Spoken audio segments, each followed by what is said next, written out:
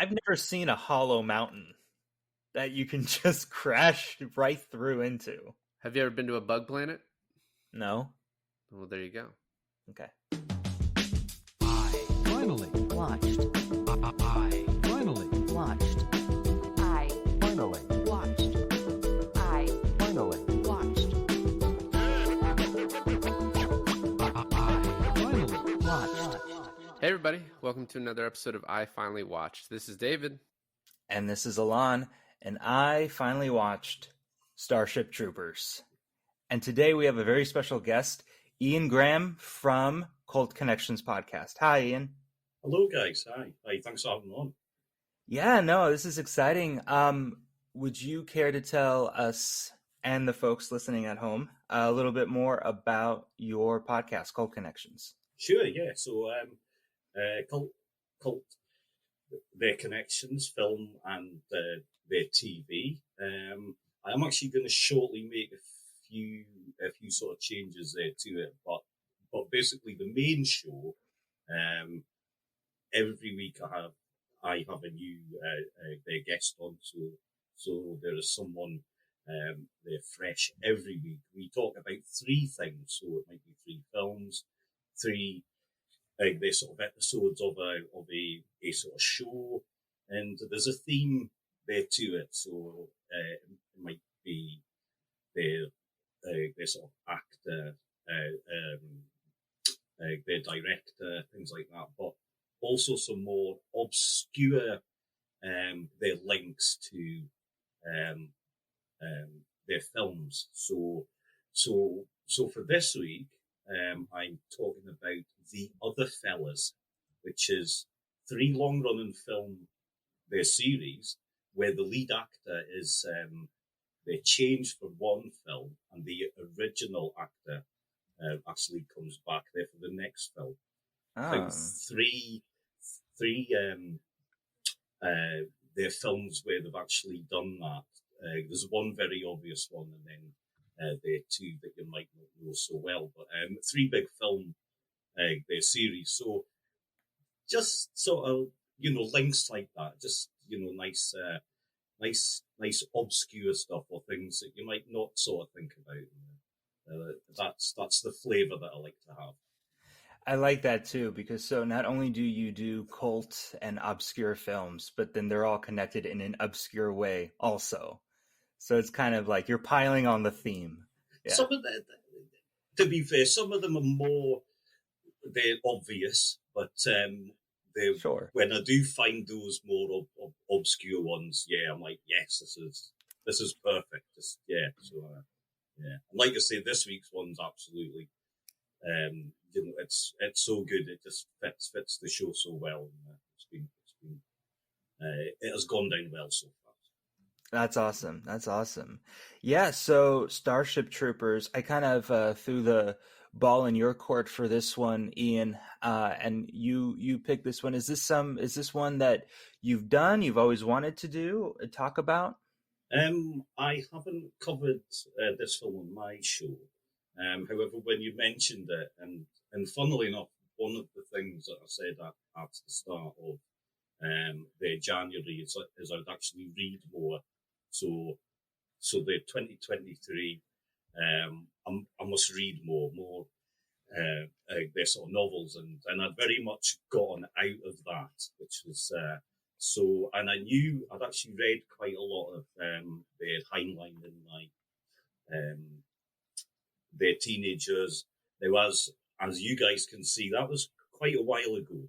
It's a good few years back. So, but I had not read this one, and I thought, right, okay, let's do this film.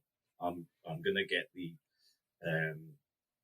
their novel and they read it, so it fitted in because it's a film that I really like, and I can actually read the book as well. So thanks. Yeah, no, I was actually surprised, like reading up on it. I was like, oh wow, the book was written back in the 50s. I think it's 53. And then the movie is kind of it's a 90s movie. And so to kind of adapt something that's 40 plus years old into the film adaptation that we have now, and both being similar but quite different, I think is quite amazing. I mean, there are a lot of their differences, story wise, very much so. They're sort of character wise as well. But tonally, that's the huge change, because the Verhoeven's film they're the opposite of what this sort of book is. So what he says, the tone he goes for, his thoughts about it, are not the same as right. the timelines. It's very different. Right. Well, let's get into it, David. Well, and one thing I was reading is, and I think this is kind of funny. So when I first watched this movie, I was so it came out when I was 10, and I think I watched it on DVD very quickly after that. So I was like 11, 12 years old. And at that age, you don't get kind of the undertones of the movie. I was like, this may be like one of the first times I saw boobs. You know what I mean? Like the nudity was like a real reason like I loved this movie, and then the action, right? And watching it this time, because I haven't seen it in a decade, 2 decades, I was like, I always recognize like the propaganda elements of the videos, but really like the tone of, kind of like, it's not anti-military, but it's like anti-fascist, anti like this military state. It's kind of, and it's not even totally that, right? Because I was reading some commentary on it, and they were like, "Oh, people have missed the point who think that this is, the humans are the good guys. It's actually the bugs are the good guys." And I was like, I think it's even a little bit different than that, right? But one thing I read, and I guess I wanted to get your thoughts on, Ian, is that so Paul Verhoeven said that he started to read the book, but he couldn't because it was just such a right-wing book that he found it quite boring.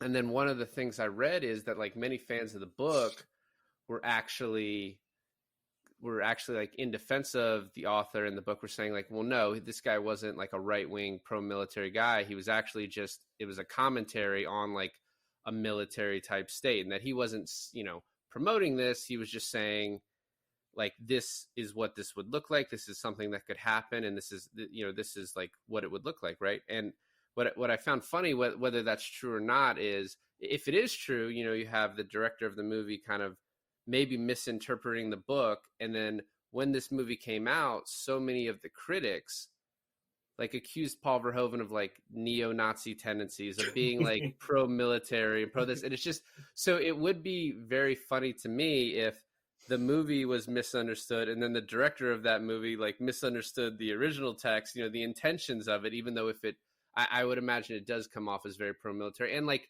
as a teenager, I was just like, yeah, let's kill these fucking bugs. You know what I mean? Like, yeah. When it's like a lot more nuanced than that. And it's just like, I think you can get caught up in this movie in that like the acting's not great, and maybe I don't know what you're talking about, David. I don't know what you're talking about. I think Denise Richards should have won an Oscar for this one. Yeah, this was Oscar nominated. And then, I know. The CGI like was probably good at the time, but maybe doesn't hold up as well here. Like that's it's still like the movie as a whole is like so much deeper this time watching it. And so I guess that was a roundabout way to give my thoughts, but also ask like what did you think of did you agree with like Verhoeven's take of it being kind of right wing, or did you think that the author was also being like a little bit like just kind of he was more like left wing, kind of showing what this would look like in the future, what it could look like? Yeah, no, I definitely, I think Verhoeven's probably right here. The book itself is very right wing,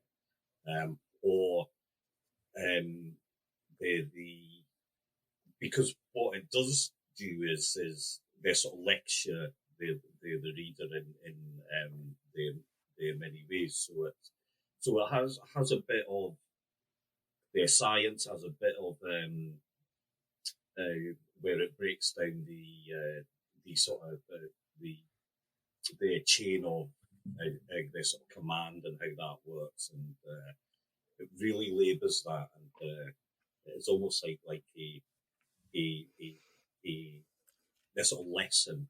Some of the chapters feel like you're sitting, he's trying to teach you things, but it is pro-military, definitely.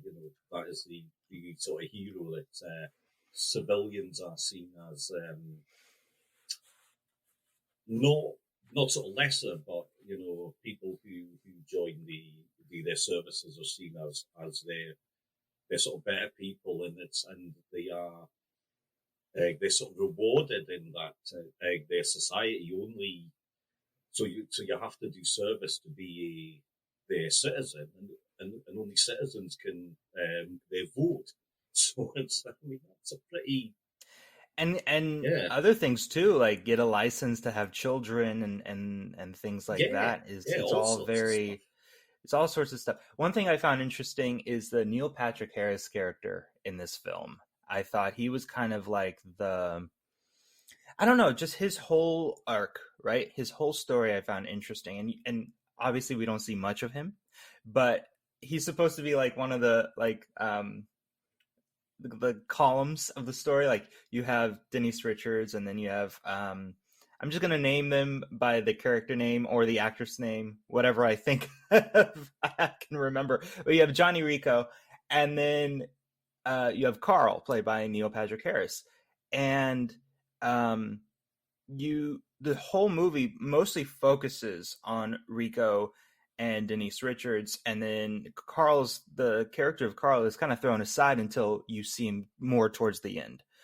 And what I love about this is what we were talking about is this more like anti-fascist, or is this pro-military? Like, where is the satirical undertones coming in and out?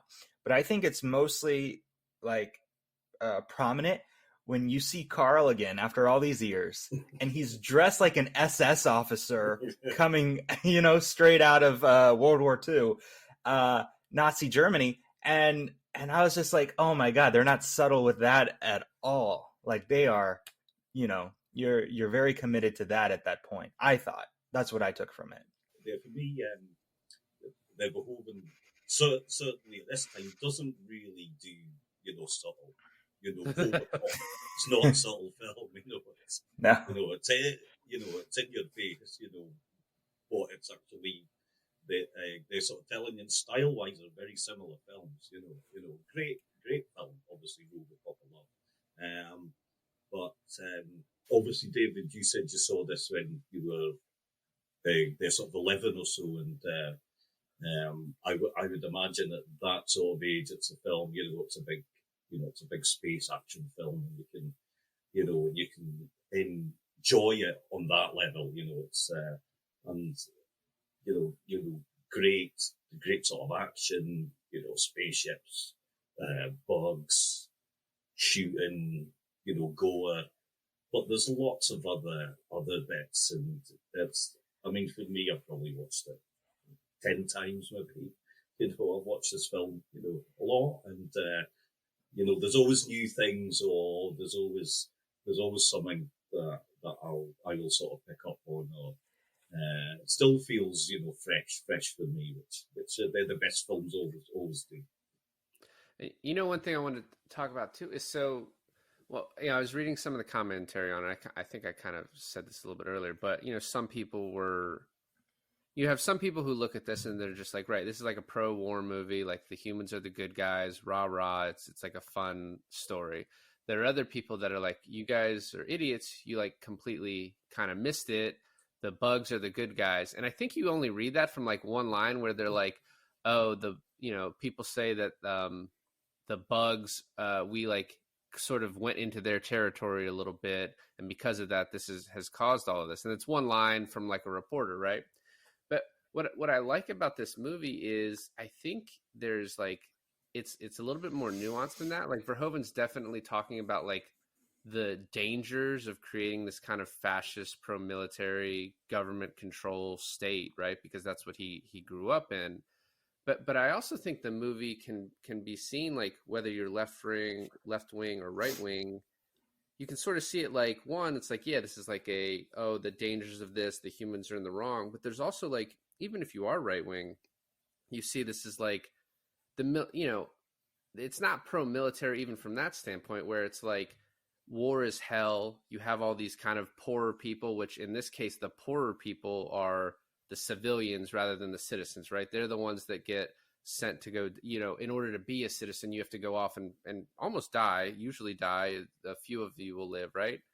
I think also, let me interject right here. I think also showing how many people without legs and arms and different mechanical appendages people have shows the cost of becoming a citizen. Too. Right. Yeah. Right. No, absolutely.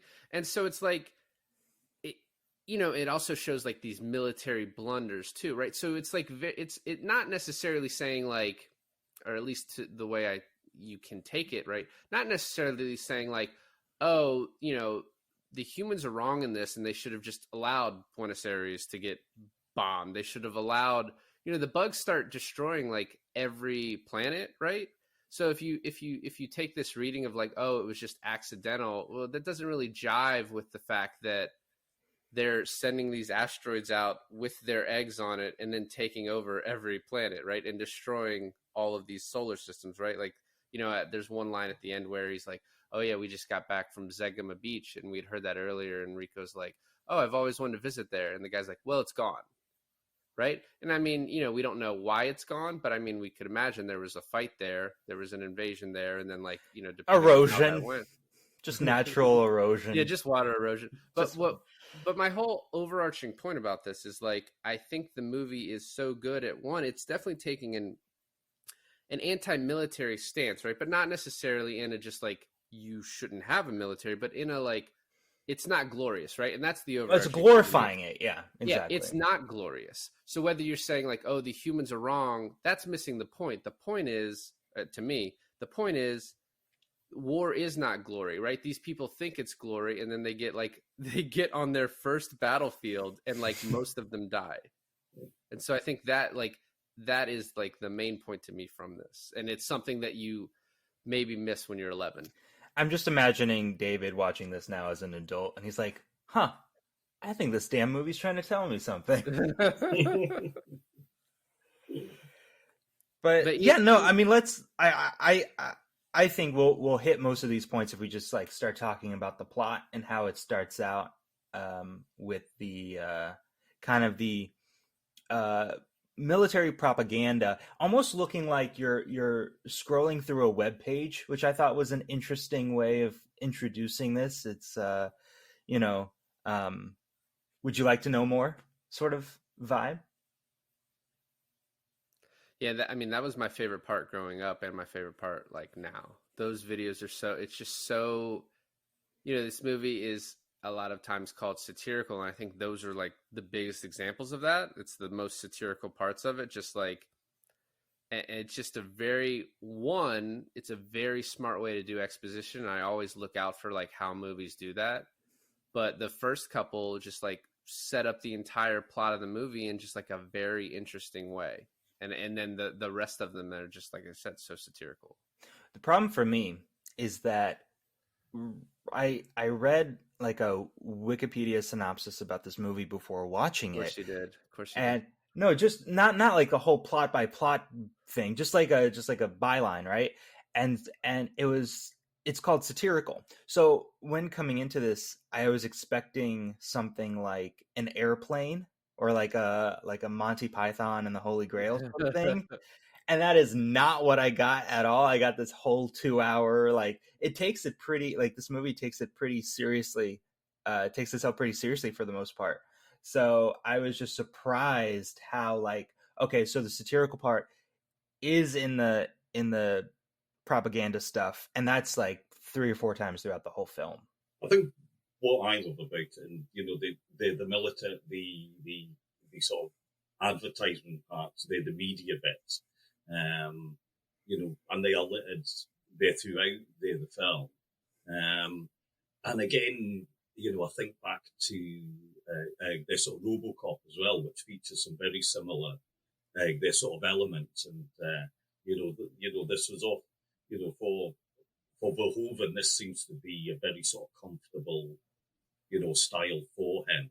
And I think it actually works really well because, the the sort of adverts, as it were, they're very, they're sort of cheesy. They're very sort of 50s, so sort of harken back to when their sort of book came out, so almost paying homage, to that. And, and as we know, adverts from sort of back then, or film, news, their sort of bulletins were very different, very different sort of tone, and I really like that. I think it's a great way to actually advance their story and get your points over as well. Yeah, and like you said, it's kind of the 50s vibe, but it's on it like a very 90s web page outlay, and so you're mixing all the decades together in like this very concise. And I just love, like, you're like, yeah, this is great as their arms are being blown off, right? It's awesome. It's awesome. Well, and it starts too. I think one of the videos in the very beginning starts with the reporter that we see get killed, and we see Rico, and we see him in trouble, right? And it's just, what I like is the transition right then into, we meet all of our people. You're like, what was that? We get this just very quick view of someone dying, and then we get, this kind of classroom setting with these high schoolers. And the setup of this is very funny, just the way it's like, it's kind of like very archetypal. Rico, dumb jock, his girlfriend, smart, pretty, wants to be a pilot. What I love too, so those propaganda things, when it says, do you want to know more? That, this movie came out kind of like at the same time DVDs were coming out, and, the screens to click through. And so it kind of like meshed well with like the DVD I just bought, like clicking through it and the way that worked. But then, like in one of the first scenes, they're finding out their math scores, and the way that machine works, where they like can pull it up and blow it up over the whole thing, and Carl does that to him. And then like later on when he dies, and she's able to do the same thing to see if he dies, in finger quotes, she's able to pull that up. I like the use of technology is funny, because this is supposed to be this, the movie came out in 97. I guess it's supposed to take place in 2197, exactly 200 years earlier. And I always love movies that are just like, have a vision of the future. And this is like a very specific vision of what things would look like. And the most interesting thing to me, which you don't actually find out until way later on in the movie, is that all of these white people, and Paul Verhoeven specifically chose like people that look like they were on Beverly Hills 90210. That's like what he was envisioning. Because in the book, I think it's Juan Rico, right? It is, yeah. But I always found it so interesting as a kid, having these American people living in Buenos Aires. And then this conversation at the dance between Diz and Rico, where he's like, are you going to go play for Rio? And she's like, well, as long as Tokyo doesn't offer me a starting spot. And so this just like global view 200 years later, where it's like, I guess English is spoken everywhere. It was just, I found it so interesting. But American football is still well and alive. It's actually called jump ball, apparently. The other thing, not only is the cultural blanket over the whole world kind of this cohesive mesh, right? It's this movie portrays a 200-year future as this perfect gender equality too. Like, if a woman wants to become a soldier, no one bats an eye.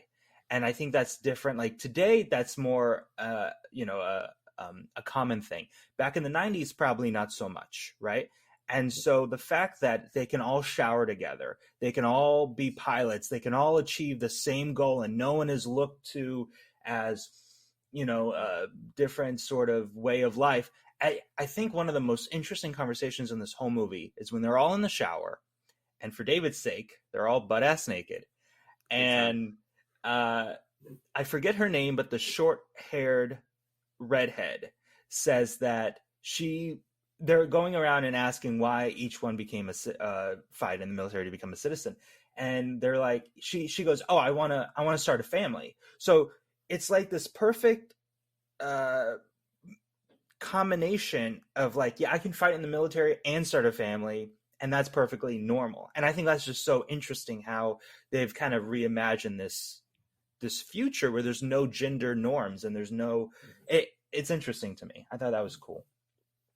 That is a slight sort of change from the book. So in the book, the mobile infantry is all they're male, so there's no women in that. However, the navy is they're female. They're sort of dominated. They say, right, you know, that the best sort of pilots are actually they're sort of women. So it does show that part of it. Huh.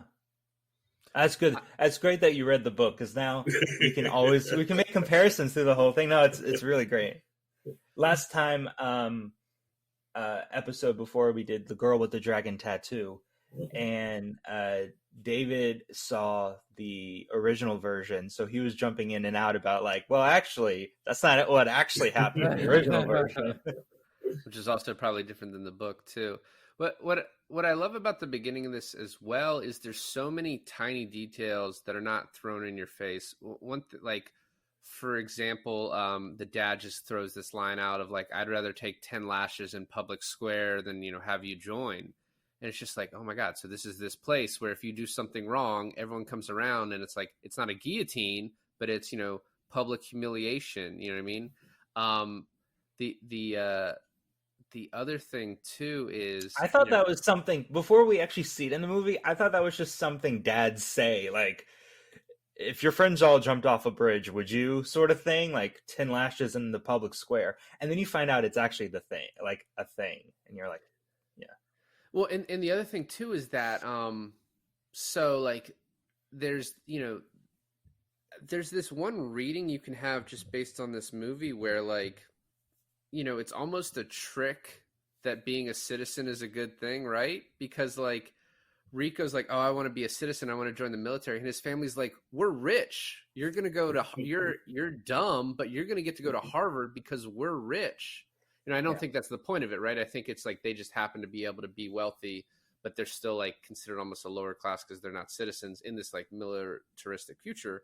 But you know, it's just interesting that you have these people that are so wealthy, like that house is so beautiful, their son is an idiot, but they're going to pay for him to go to Harvard, and they're going to pay for him to go on this like journey to Zegama Beach, like way out, you know, in this place that he's always wanted to go.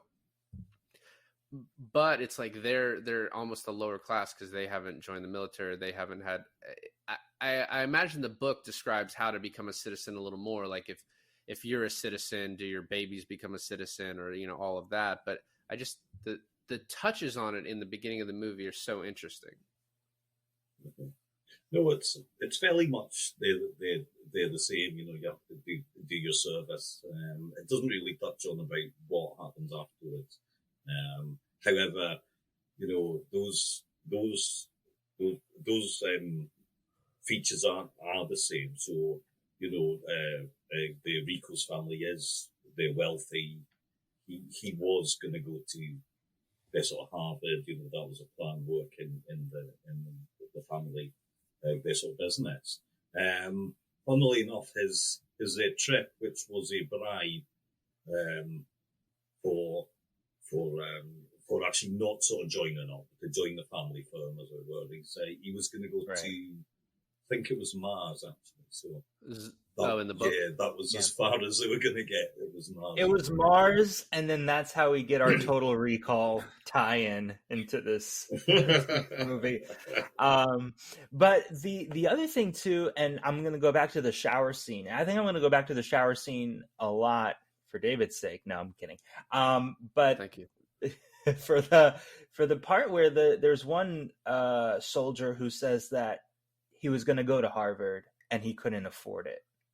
And it's almost like this mirror image that Johnny sees in him. He's like, oh, this guy was smart enough, but his family is poor, and that's what brought him here.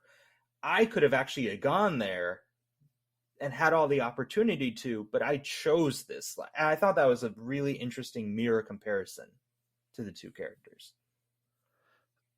I also think in the beginning of this movie that, like, I was talking about this with you, Alon, earlier, but of all the actors, it feels like Michael Ironside was probably the best in this. I mean, the one, just the actor who could act the best. And, you know, some of his lines in this, I think, are like pretty cool and interesting. You know, at one point after the dance, Johnny goes up to him and is like, you know, I think I'm going to join. And he's like, but I just wanted your advice, you know, should I? And he was like, you know, choice is the only real freedom we have. And it you know, it's interesting too, you know, taking that in with the military state that they live in. He's this guy who, like, has given his arm for this, and now he's like, I wouldn't necessarily tell you to go do this, but then right afterwards he goes and does it because he's like so good at it. Yeah. You know what I mean? But he's like, he's already seen the horrors of this, and like he's not trying to.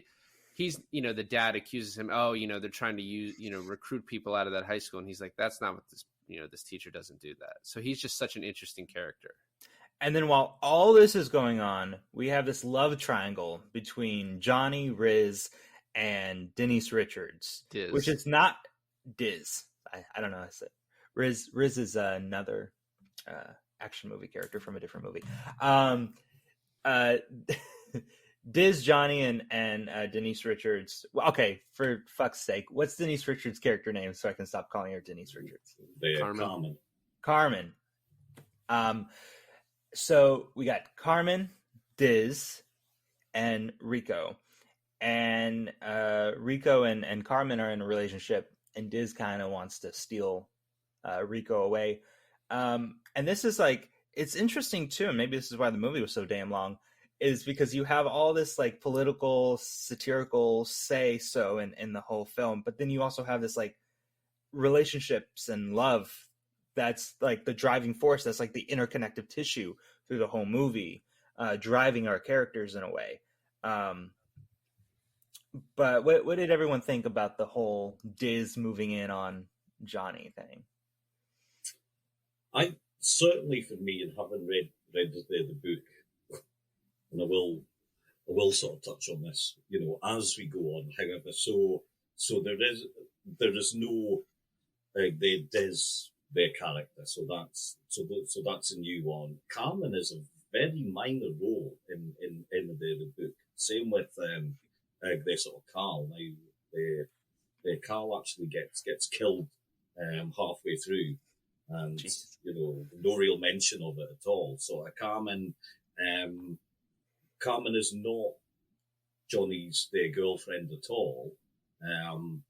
He would like her there to be, but you know, she goes off and does her bit, and she comes back fleeting. So,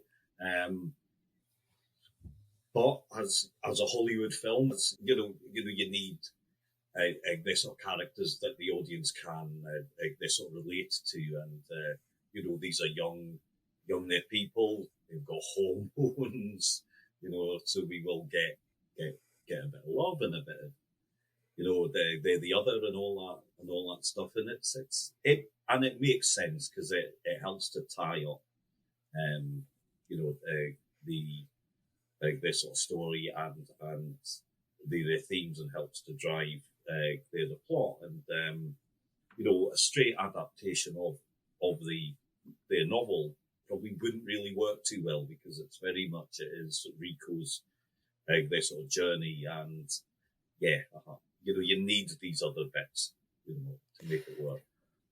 The thing I found most frustrating about it in the movie, well, only in the movie, is that once, how do I put this? Like, once Johnny sees that Carmen isn't an option anymore, and Diz is so adamantly on him, he's like, yeah, fuck it, whatever, let's sleep together, right? And then when Carmen thinks that Johnny's dead, her and Xander kind of have a thing. And then when those two characters die, they're just like, yeah, let's get back together. Like, hell with it, you know? Well, they don't actually get back together though. No, you could, but it's So, funny. There's nothing in the way of that relationship anymore. Well, no, there isn't. So, well, except for the fact that she's still a pilot, right? There's a great Yeah, I big mean, war going on. Yeah, so she's still a pilot, and the reason she broke up with him is because she said, "I'm going to go career, so I'm going to be in this forever. We're never going to be in the same place. So then, we have to break up." And so that's still there. When there's a bunch of deleted scenes because they did this for test audiences, and Carmen and Xander getting together was like more of a thing. It was funny. Paul Verhoeven also like asked Denise Richards to do a nude scene that wasn't like originally planned, and she was just like, "No, that doesn't really make any sense for the character. You're just like adding another nude scene," which is like, for a Dutch film director, he had a bunch of commentary on like the way Americans view nudity versus violence, which is like a conversation we always have over here. But so test audiences hated Carmen because she moved on to Xander so quickly after Johnny died. Dude died. He died. But they were already broken up. And I mean, like, she's eventually going to move on. And this dude who likes her, who she has shown, like, been flirting with. Like, I remember as a kid, like, 11, 12-year-old, like, thinking Xander was such a bad guy and, like, a terrible character. And, like, really the only thing is, like, he's competitive in the football game early on. But, like, he's not a bad person from there on out. He's actually, like, a good character. And he gets, like, the most badass line at the end of the movie. But then they also cut a scene at the end of the movie, Carmen and Johnny kiss. And audiences hated that, too. And I was just like, I guess I liked the way the movie played out. And I also really liked you kind of had your cake and eat it, too. A lot of shows try and do this unsuccessfully. But for Diz, she had always chased after Johnny, and then she kind of got Johnny. It made her happy, and then she died, and even in dying, she's like, "I'm satisfied because I got your love," you know what I mean? Which is really just the sex. She said, "I love you," he didn't say it back. And so as an audience, I think you do feel this sense of like, at least Diz got what she wanted. She got she got Johnny in the end, and then now Johnny maybe could get Carmen back, but probably not because they have to destroy all these bugs. But I liked the way that the movie eventually handled it, but I didn't think, I don't know, like, they're high school kids who have a romance. Like, it doesn't necessarily mean that she's not going to move on when she, First of all, high school kids. Second of all, I think like you're right, and Xander's actually a really great guy towards Carmen. Like but I thought of this too. I was like, wow, he's such a douche, but actually he's not. He's just a dude. And then if you're looking at it from the other side, test audiences not liking Denise Richards with that kiss at the end is because everyone wants to kiss Denise Richards, and no one likes the thought of her being with anyone. So that's why they were so opposed to it. Obviously. I met Denise Richards in person. I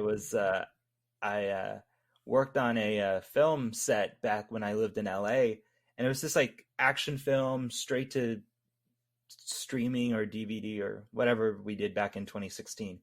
And it was it's not great, but she played a psychologist, which I think Denise Richards getting these roles is like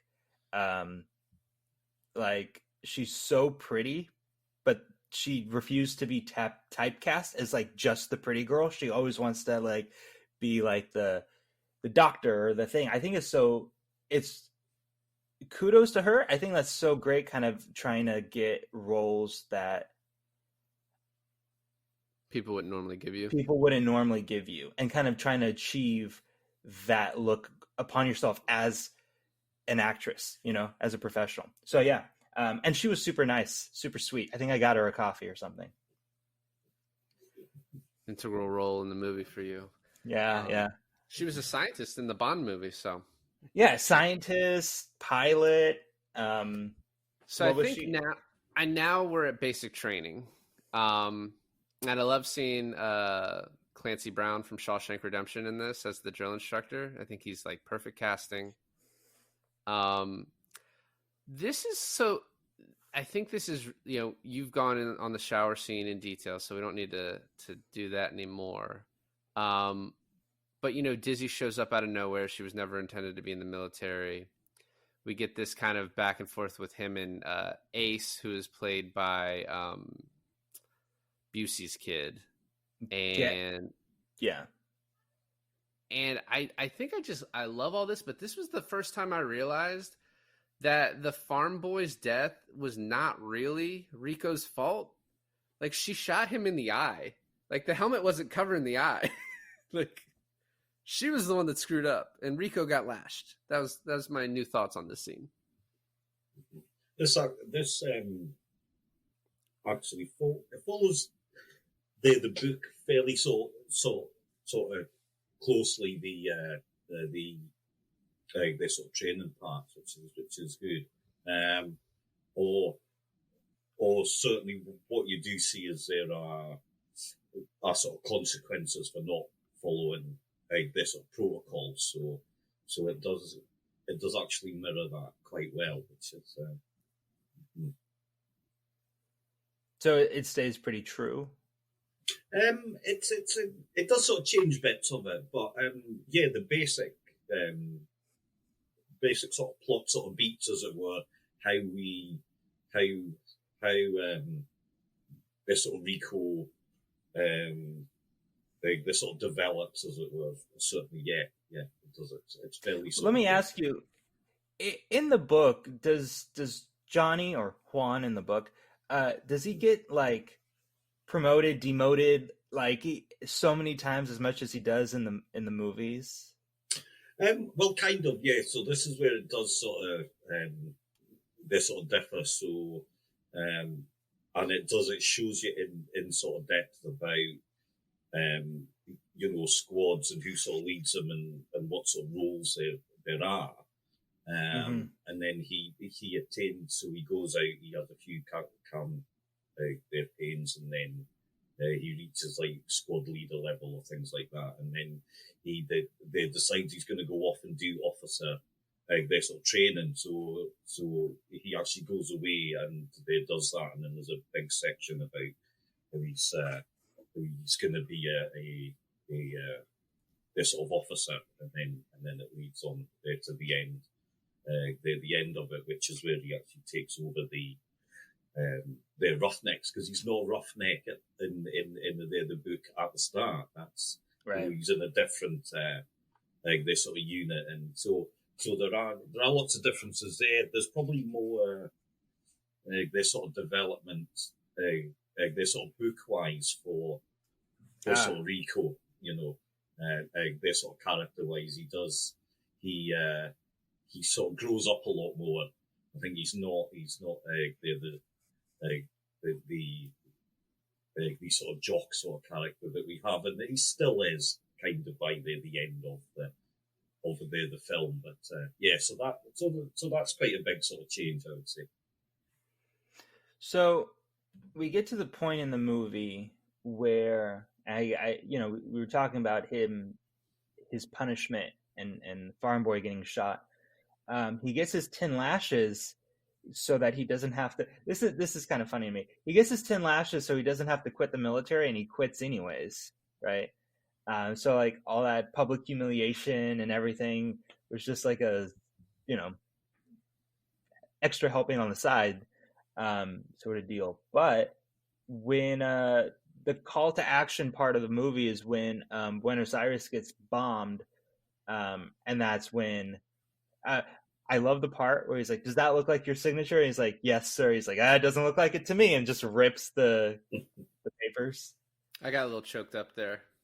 I was like, "Oh, Clancy, great acting." There was a couple before we move past this. There was a couple things that I thought were cool. So we got some more propaganda videos, and you get like kids playing with guns, which is just like so great. And then there's this part, and I didn't even realize the timeline of this, but there's going to be an execution broadcast on live TV, and they like arrested the guy that morning and convicted him and were going to execute him all in one day. So just like this bleak future that it's painting. But one like cool flourish from Verhoeven is you have Rico filming this video for Carmen, and he's talking about, oh, this is my bunk and all this and all this. And then he says, I love you. And the video ends and it sort of transitions into Carmen. And so now we get her story. I just thought that was a nice like way to transition into her part of it. And we get like, you know, she later breaks up with Rico because she wants to go career and all that. But I think that there's a lot of flourishes in this movie that you may miss just if you watch it now, because you're like, oh, it just kind of looks older. And like it was interesting. It's, you know, I've talked about this already, but it's interesting, like the actors chosen for this. So Mark Wahlberg and Matt Damon both auditioned for Rico, and he chose Casper Van Dien because of his look. And it's interesting, like the choices he made in this, because it's like, not to disparage everybody, but it's like, I feel like in a lot of these roles, you could have just gotten someone maybe who's like who's a little bit of a better actor. And not to necessarily say like that these people are bad actors either. It's like for me, it's like sometimes it's just like the way it's directed, and also too the way like 90s movies age, right? But it's like, I think if this movie came out today, people are like, oh, that's like really bad acting. And sometimes it's hard for me to separate like, oh, well, this movie came out in the 90s when like this is the way movies looked and this is the way people acted in these movies, right? Like Nicolas Cage is like such a product of the 90s, like where his acting is like sensational then, and then now he like seems over the top, and it's like he hasn't changed much. Mm-hmm. But so yeah, it is hard for me sometimes to separate. Like, is it the acting, or is it the time period, or is it the directing? You know, is he going for campy acting in this? Because a lot of times that's the way it comes off. But the choice to choose someone like Casper Van Dien over like a little bit maybe a more known Mark Wahlberg, maybe not as known, but Matt Damon, I think. So it's just an interesting choice. Yeah, for me, I don't think you need in this film. You don't need great actors. You know, you need. It's interesting, you know, like you said, these are all good looking people, and there they are. You know, as you know, good sort of looks. You know, the characters or the character. Their sort of strokes, as it were, they're quite sort of bold. You know, it's not sort of nuanced. There's not a huge amount of their sort of development really going on. You know, but that probably suits the you know style of the film. It's a big, bold, brash film. It's in your face. It's not hugely subtle. It tells its story and their sort of images in very full on sort of ways, and you know, maybe sort of Damon would have got a bit lost in that. Maybe if he, you know, because he's a great actor. I love him. But, Yeah, you know, yeah. Would he have been right? I don't know. I think you know, sort of Casper's. You know, he fits it well. no, I agree with Ian. I don't think you need anyone like this movie doesn't do that for itself, right? It's like it's more trying to tell a point than trying to be a great film, if that makes sense. And then he has such a look too, that this book was written in the 50s, this movie was in the 90s, but he looks like a product of a 50s like cover guy, right? Like he would be on every, like if he had his career back then, he would be in every movie, he would be in everything. I kept looking at him throughout the thing. I was like, Jesus, if the Avengers was made back in the 90s, he would be Captain America. Like he's such like the perfect, and that's another thing too, is since our main character is like blonde hair, blue eyes, like the product child of Aryan race, right? It also says something about the kind of political satirical thing that the director is trying to say. I think it hones more into the point. Yeah, I mean, I agree. I wasn't less questioning the decision, more just finding it like an interesting way to go. And I think that's something Verhoeven does a lot. Like he is a well-known and respected director, but a lot of his movies he works with, like, not as known quantities. And so it's just an interesting decision. So we get the start of the invasion, and this is where there's this line from this reporter who eventually gets killed. He's like, no one knows when it'll start, but we're hearing tomorrow. And then some say that we started this and we should take a live and let live attitude. And you get Rico comes in. He's like, well, I'm from Buenos Aires, and I say kill them all. It's interesting, this, like, the way it throws it's like so subtle that maybe the humans are in the wrong here, even though I still think, like, the movie overall is, like, showing the invasions of these bugs, and it's like how you can't live and let live as they're trying to kill all of you and take over every planet. So that's another thing that I found interesting in the movie was the way that the bugs were attacking, is kind of sending these meteors crashing into Earth.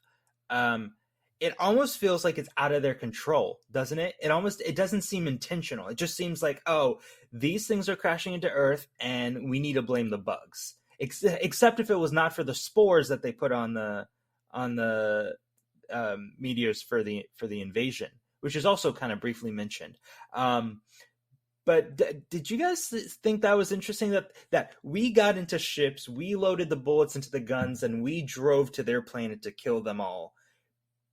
But it almost seems unintentional of sending meteors towards us. I'm trying to think. The book certainly says that they do, so they are able to sort of control the meteors, and that the attack is they deliberate. I think one thing that the book and film sort of mirror quite well is that we don't really know much about the bugs and their sort of structure, and in a way, and maybe I can see where some sort of readers of the book see it as maybe a bit more left sort of leaning, as in, as they say, allegory for their sort of career maybe at the time, and the sort of enemy is painted as unsort of known, as a threat, and there's no sort of nuance there, going on. These are horrible sort of bugs, and they're ugly, and they're very, very different to how we work, and they've killed so much of us. They've killed so much of us, but the worst thing about them is that they're ugly. And sort of demonizing. I mean, obviously, in the war, you're not gonna praise they're the enemy, but very much sort of demonizing who they are in this war. I did find that I do like that aspect of it.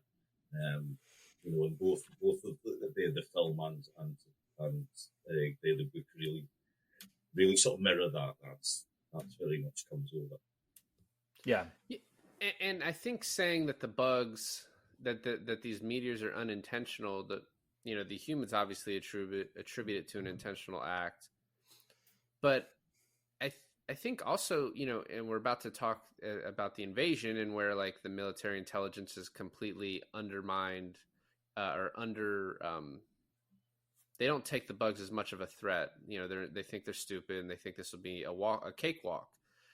And then the bugs just completely overpower them. They outsmart them. The military just sends all the ships at one time in one block. It's easy to shoot them down.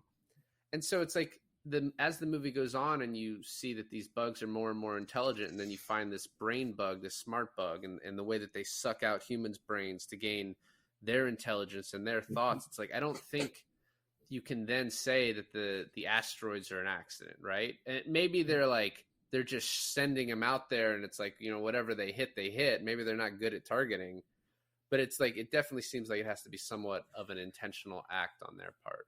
I mean, they did hit the main character's hometown, so exactly.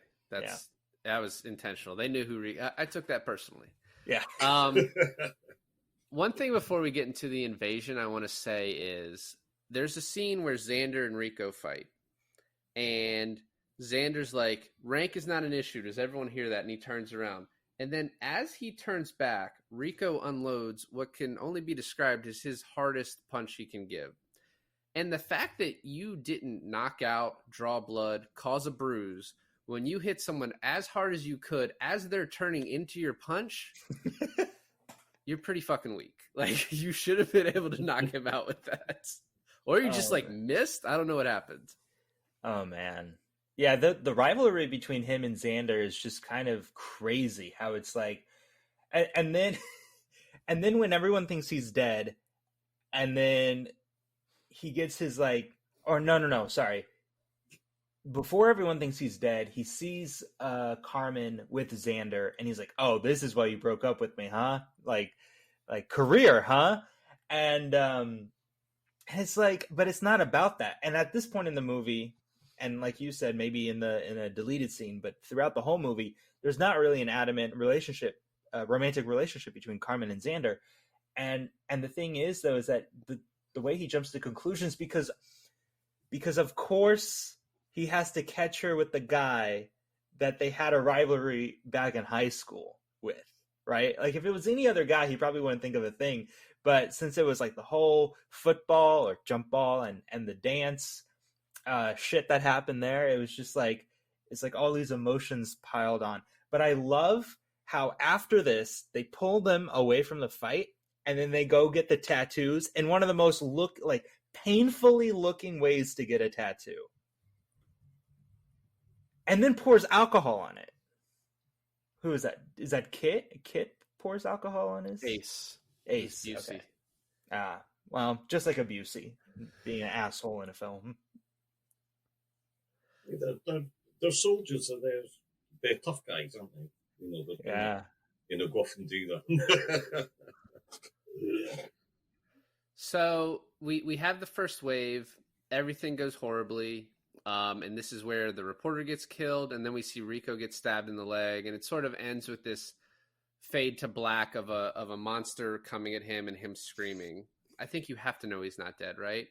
One, we've seen the movie 10 times, but two, like, I haven't, and my wife hasn't, and she was watching it with me, and she looked to me and she goes, it would be just like this movie to kill off the main character. And I was like, you know what? You're right. It would be, but I don't think that's the way it's going.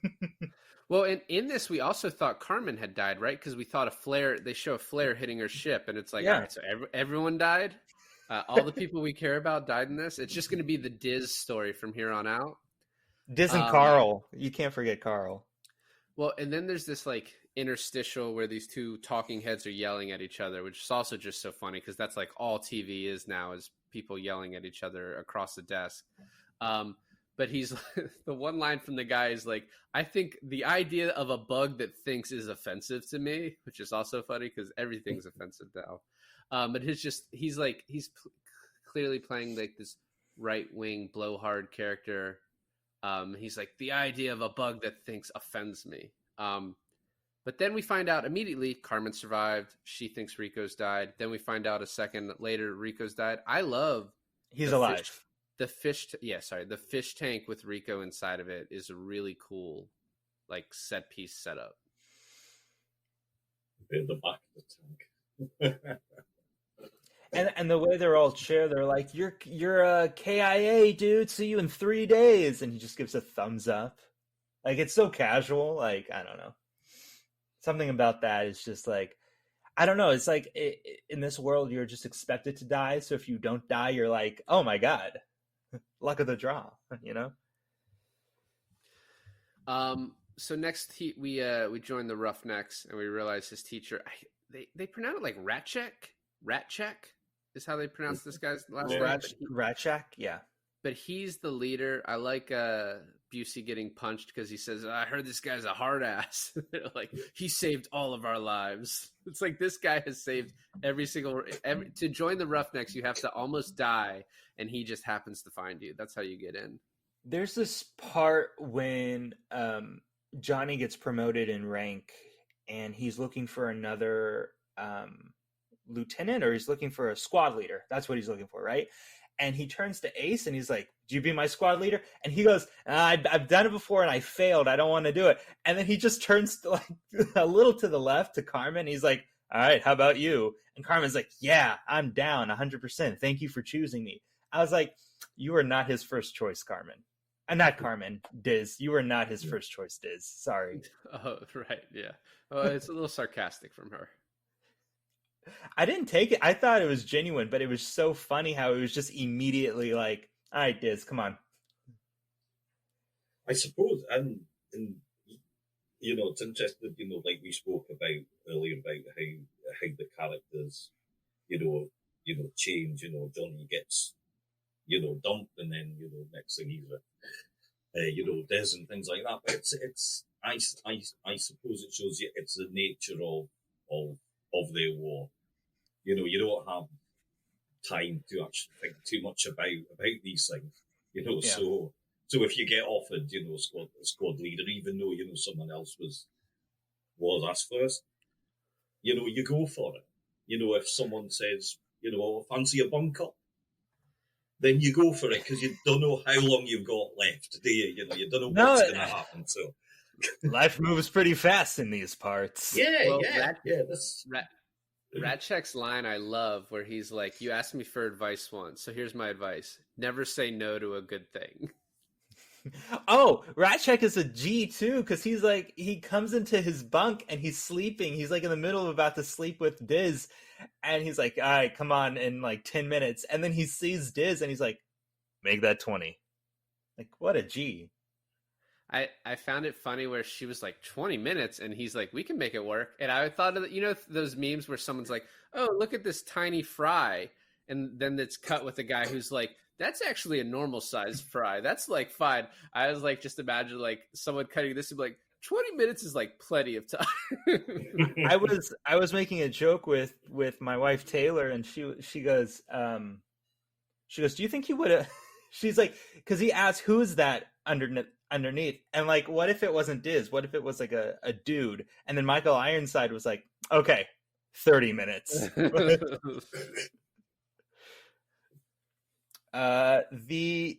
The next part about like Planet P and stuff, I think is the most interesting part of the movie. Like, I think that's where we learn that there's a lot of different bugs, not just the arachnids, which I think that's what they're overall called, but I'm calling the arachnids the ones that, like, the millions ones that cry, not the big ones that can shoot fire, and not the flying ones, and not the little red ones, but the main, like, what would be equivalent to the Citizen for Humans would be that for the bugs, right? That there's different types, and we get introduced to all these different types. I think that's everything that happens on Planet P, I think, is really cool. Well, there's one planet before Planet P. I don't remember what it's called, but basically it's the one where Rico like jumps on the back of the big bug. Klindathu. No, Klindathu is the first one. Oh. But I just think the scene where we first meet this big bug, Rico jumps on his back, shoots a hole in it. It is a rah moment of the movie where it feels like pro military, but just like, oh, this is just a cool action space movie. You even have the really cool effects of like his second in command getting her arm blown off, with the fire. It's like burned off and you see it melting in the bone, and then until he, Ironside saves her. And then right afterwards, I love the line of like, "Do you want to be my corporal?" And he's like, "You want me to do that?" And he's like, "Only until you're dead or I find someone better." And they repeat that line later on because it's so cool. And then we get the dance scene and the sex scene, and then we get to Planet P, which is I think a lot of like the trailer stuff comes from this Planet P part, like where you look up and millions of bugs are descending in on this trap that they've set. And the one line where the guy looks back and screams, he's like, "Bugs incoming!" Like, I don't know. It's just from a visual perspective, I think this is one of the coolest scenes. The Planet P trap part of it.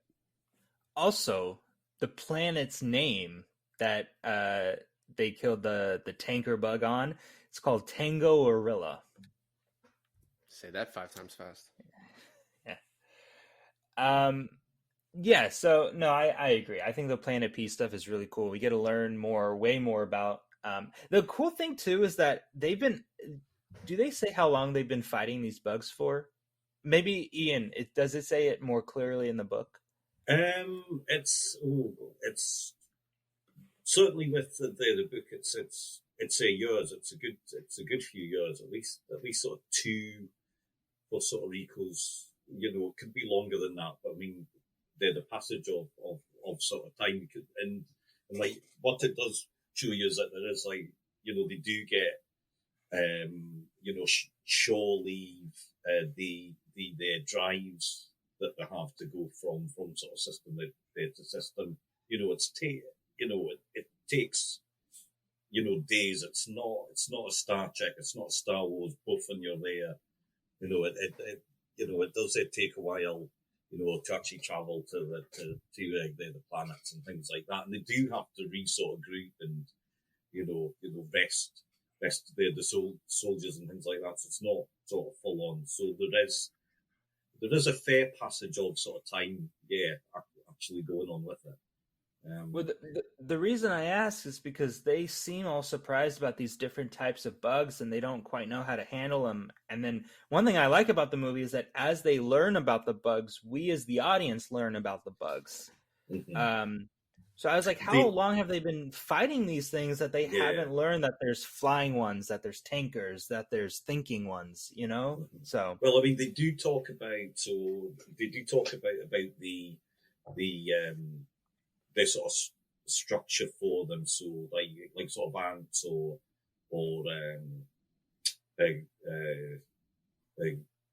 they're bees. So there's, you know, like the hierarchy of them, So there's the worker bugs. There's like their sort of warriors. There's sort of queens, which might have been, you know, in the film, the great big bug, you know, like that might have been their sort of queen, but yeah, as it goes on and it does them mirror it when they realise or there must be these are smart bugs, these sort of brain bugs, and they do show it as well. They do it does. It's slightly different from the book, but they go to planet, I think they sort of P, with a plan to they capture the bugs. The story of how they do that is slightly different, but they are under their sort of ground. You know, they do end up being underground and they're capturing one. Unfortunately, guys, nobody gets their brains sucked out in the book. That's very much just for the film. So lame. Lame. You know, one thought I had is, so this book you said was written in the 50s, movies done in the 90s. I don't like to call things plot holes, but why the hell are we not just sending nukes from off planet? Like, we surely 200 years in the future have the capability to kill a bunch of bugs from space without Actually, I was thinking of, like, you know, that weapon that they use sometimes during the movie, the mini nuke on the bazooka thing, right? It takes like 2 full magazines, sometimes 3 or 4 from like each person to kill one regular fucking bug, right? But then they do this nuke bazooka thing and it takes like 90 out in one shot. Why aren't all of them equipped with that nuke bazooka thing? That's like a scarcity issue, probably. I know, but like, you could take care of a lot of stuff doing that, you know? Well, they do talk about that, you know, like the book does say about, you know, sort of weapons, how much you can actually they sort of carry, you know, what how they're made as well, and obviously, you know, the ships themselves, they get wiped out, so it does very much talk about that. I think for the nukes, I think there's one bit where I actually think that the nukes might not work, so but they do have this sort of gas, so they sort of develop gassy weapons that can knock the bugs out. But also they want these their sort of planets. If they nuke the planets, humans can't live on them. So, they wanted to retake these planets and they live on them as well. Yeah, I mean that. Yeah. So we get the we talked about the setup a little bit, or the bugs setting them up and coming. I love the "Come on, you apes, you want to live forever" line. Even when you see the satire of it, like I said, there's a few times where you can just get caught up in the action of it. The general getting killed is, they foreshadow early on when some guy gets grabbed by a flying bug and he shoots the guy in the chest to kill him, and he's like, "I expect anyone to do the same for me." And then Rico has to do that. I want to talk about that. When the guy gets carried away by one of the flying bugs, because it looks like you don't have to tell me you want to talk about it. Just talk about it. That bug looks like he is fucking that guy. Tell me he doesn't look like that. It's like, and then you think, why did Michael Ironside not just shoot the bug if he was going to take that shot and then shot the soldier, or shot the bug first and then the soldier? But I was like, I guess if I was being fucked by a bug, I would also want to be shot immediately. But it's also interesting, if this is a setup by the bugs, why did that one bug steal that one guy? Maybe they're like, oh, it'd be too obvious if none of them die on the way to this outpost. Also, like, why didn't they land closer to the fort? Why did they walk miles to it? Plot convenience, Yeah. And then Dizzy dies, which is pretty sad. I don't know why they didn't leave the stinger in. You always know you don't take a stab, like a knife out of a stab victim. I don't think it would have helped, dude. I think she was a goner anyways. Maybe, probably. And then Rico tells them to blast Planet P, but they're like, "Nah, we got another idea." And then the funeral where Carl shows up. Carl looks like he's aged like 20 years, and it's been like 3 months, but he just looks so much older. And I don't know if it's supposed to be just like the weight of sending all these people to die, because his line of like, Carmen's like, "You knew it was a trap and you sent us anyway," because he's like, "Oh, Rico, I didn't know it was your unit. I didn't want it to be your unit." And he's like, "You don't approve. This is for the human species, boys and girls." Like, and as you can say, like, he is a bad guy, but he is, from his perspective, he's like, we're all going to die if we don't kill these bugs. Like, if we don't find this brain bug. He knows about the brain bug, but maybe not them. So it is interesting how, like, the movie does at least give you enough to it allows Carl to make his argument, even if you don't agree with it. And there's one thing about the movie that I probably need Ian to explain to me, because of course, he's read the book. We get at the end of the movie that Carl can read the brain bug's mind. And then you get these hints through the propaganda that some people can read people's minds. And then at the very beginning, which we didn't talk about, there was like this mind reader trick game where you have to judge the card and like know what matching card it has and stuff like that. And it's like Rico isn't smart enough to read people's minds or whatever. Can people read, like, is that just a propaganda thing, or can people actually read people's minds in the book? In the book, no. Now, as I said earlier, so sort of Carl doesn't make it. Carl very quickly gets killed off. But in the final this sort of battle, as it were, on Planet P, there is these characters don't have any their sort of names, but there's these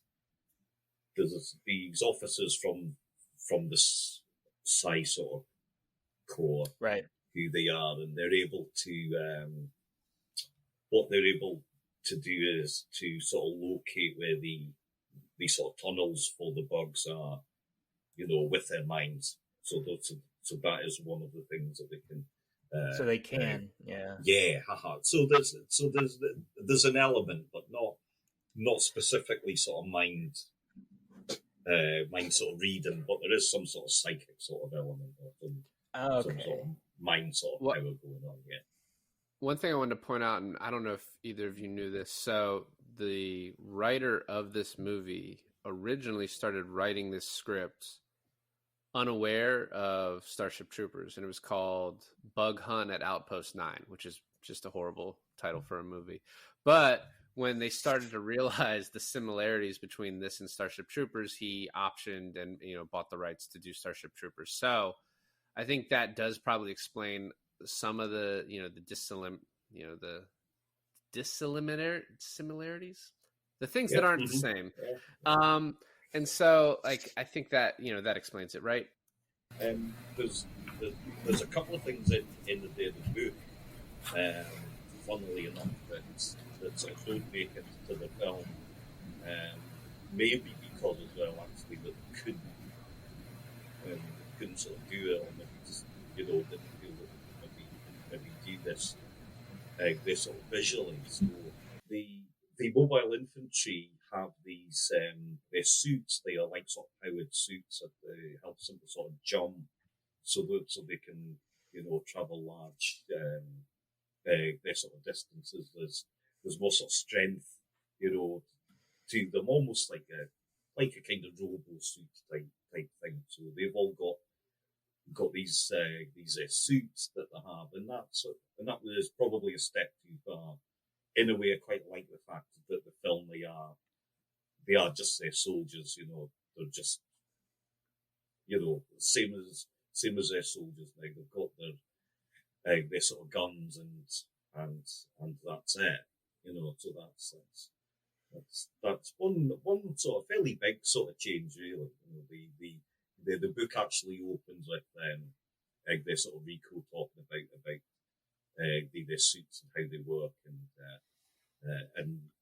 then it goes back to sort of high school a bit, like the film there does. Another thing from the book, which we don't see, but there's this special the sort of dog branch in the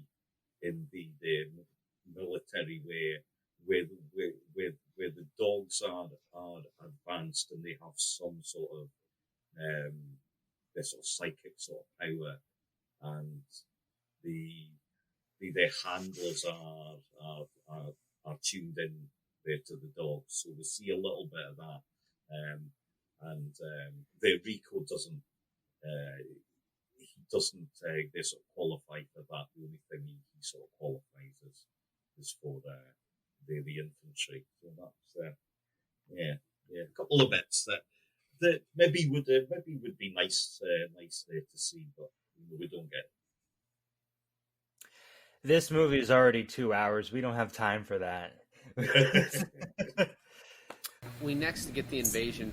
Real quick, there is this one cool bit from Carl and Rico where he said, Carl's like, also, I heard you need a new LT. You want the job? And he's like, I'll take it until I die or find someone better.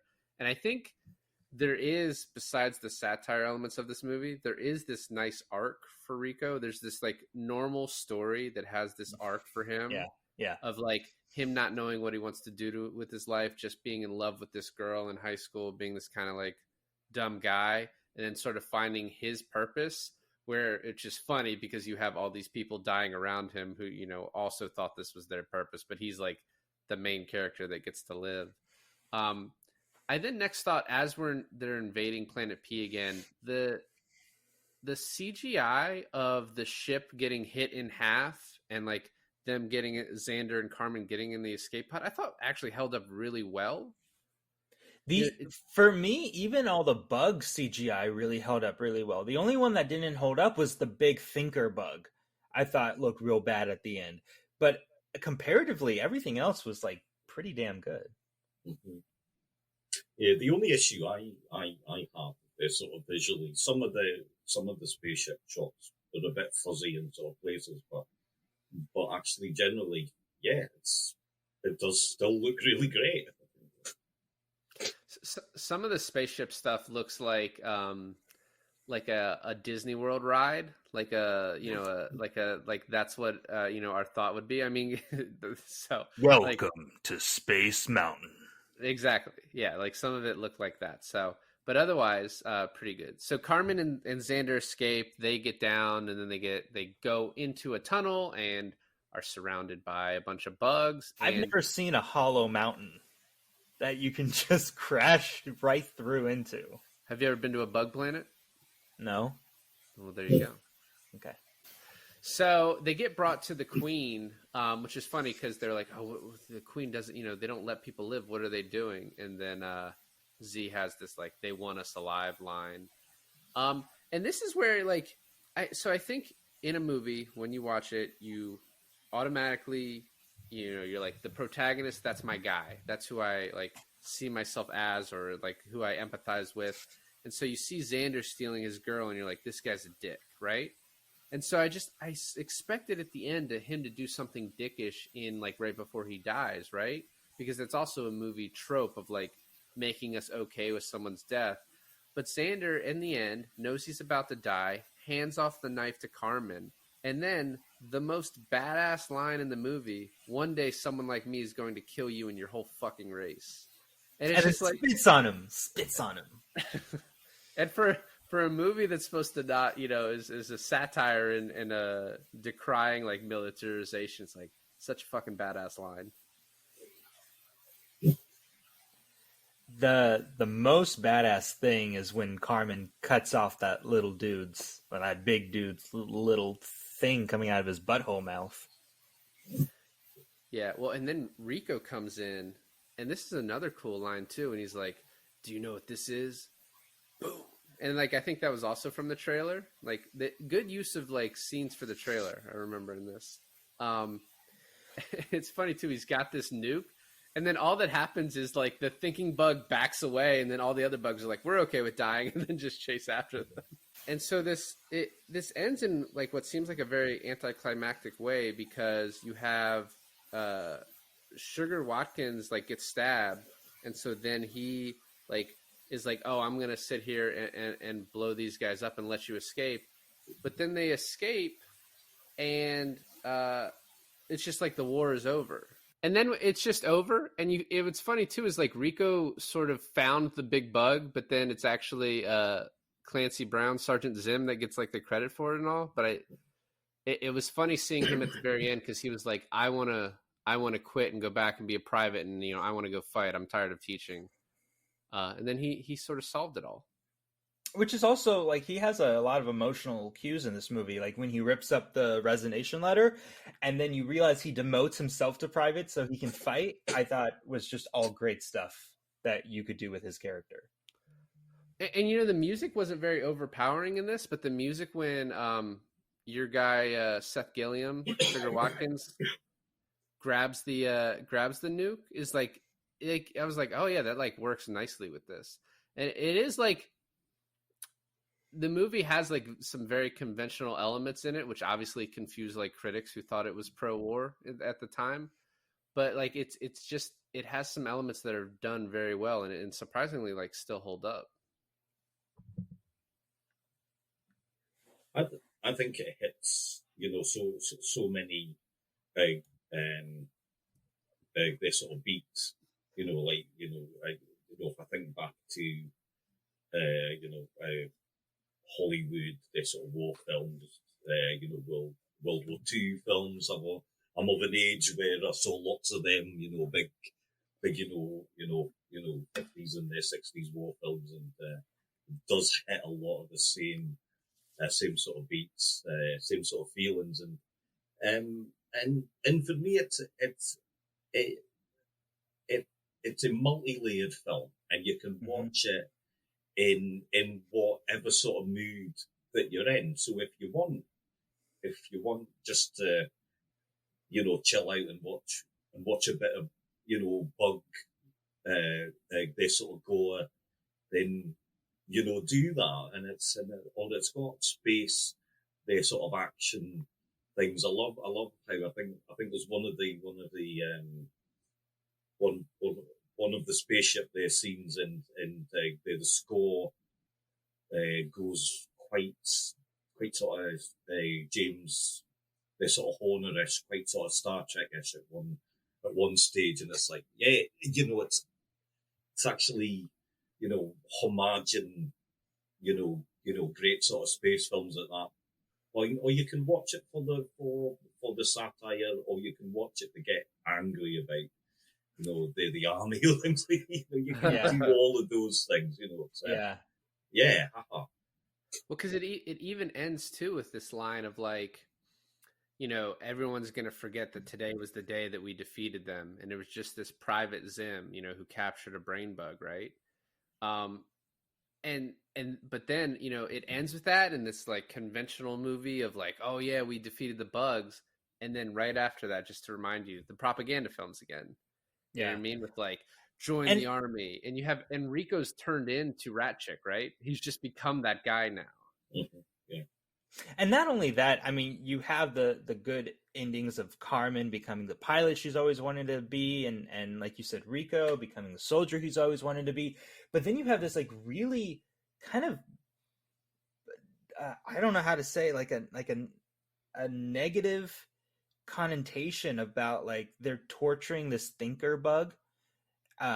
Like almost like they even have like a censor bar on it. Like they're almost like molesting it in a through experiments and stuff like that. And I was like, this is very like Nazi-ish, like capturing your enemy and experimenting on them and stuff like that. And it's just kind of honing in on the whole, like, maybe they are the villains. Like that whole thing kind of comes back into circle, And maybe not even like they're the villains in the conventional sense of like they started this, that they're the ones that were in the wrong the whole time, but the what war does to you, where maybe even your cause in the beginning was righteous, but now look at what you're doing. Look at what you're doing to these creatures who you just have no like empathy for and no feelings for. Like, look what you've become. And so it's just like, as Ian has said, it's like so many layers to it. I love the censor over the bug, and what I was reading is like the censor over the bug being like probed was like just a choice, like for comedic effects, satire, whatever. But at one point there's a cow that gets destroyed by a bug, and it's not a real cow, obviously. Like they bring in a real cow and then they show a CGI cow, but they actually put the censor over it just for PETA, like at PETA's either request or because they knew they were going to have to deal with that. Like, like actual PETA?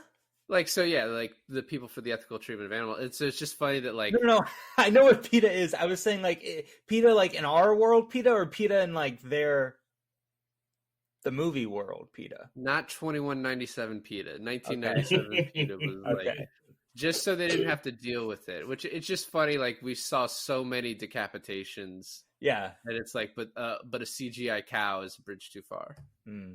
Yeah, but then you say that, and I'm also surprised that they could show all those kids stomping on those actual cockroaches.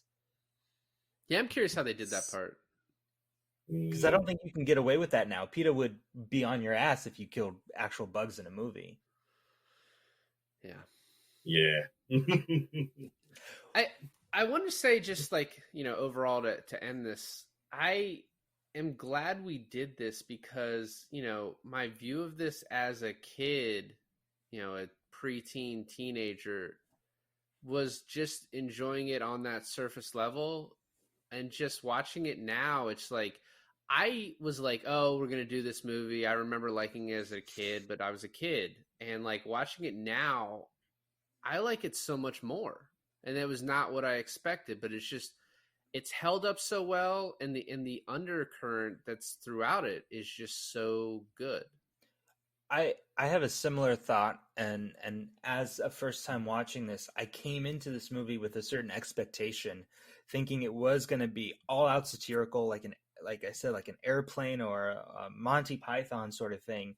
And the fact that it takes itself super seriously, but it still finds its way to have these moments of satire.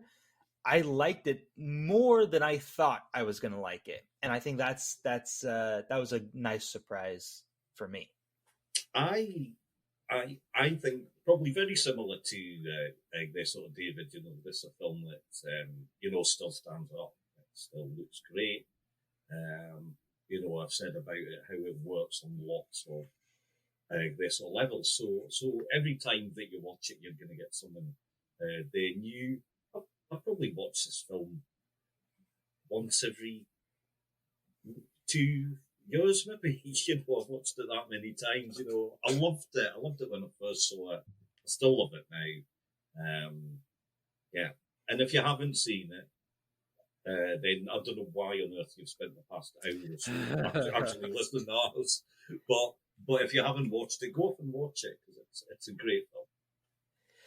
I agree. And Ian, if you could give us where the easiest way they can find you, social media, or how can people find you? Well, so social media, I'm pretty very lazy with. So the one place that you can get me is this on Twitter. So I'm on there. Just look up Cult Connections, and you'll find me there. And that's about it. But I am on there lots, as you guys know. That's where I met you. Yeah, I do tweet a lot. So yeah, that's my main hangout. So I will be there until it falls into this sort of ruin, which might be sooner than we think, to be honest. Hopefully not, but maybe. Well, I just want to thank Ian one more time, and you can find him at Cult Connections Podcast, and click if you want to know more. Well, thanks for listening to another episode of I Finally Watched. This is David. And this is Alon, and I finally watched Starship Troopers.